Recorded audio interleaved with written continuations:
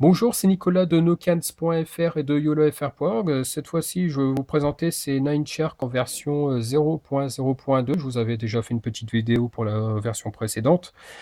Donc là, il y a quelques changements. Donc c'est surtout sur l'interface graphique, mais aussi l'aspect fonctionnel, comme la reconnaissance vocale. Donc ici, par le petit micro.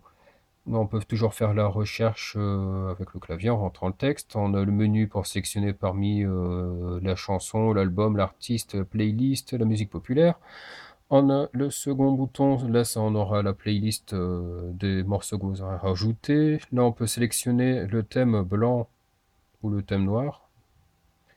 On peut aussi sélectionner le taux d'échantillonnage de la musique pour ceux qui auront un petit forfait internet, ça peut être pratique pour basculer en mode haut.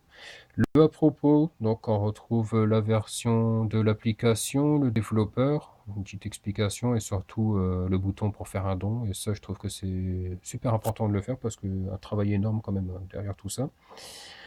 Si on appuie longtemps sur le micro, on a une liste pour sélectionner son langage.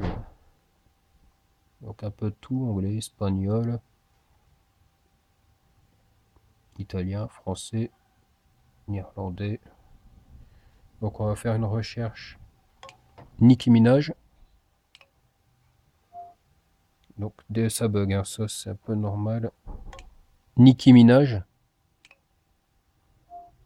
Là, il a reconnu. Je sélectionne Nicki Minaj, le premier. Voilà, donc parmi les chansons, par exemple, hein. Donc, quelque chose de sympa, par exemple, Turn Me On.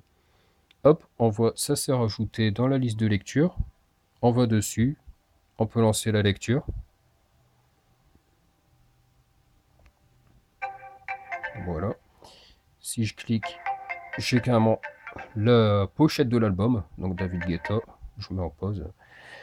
Donc voilà, c'est juste pour vous montrer. On peut faire donc jouer la liste en boucle au hasard, le titre.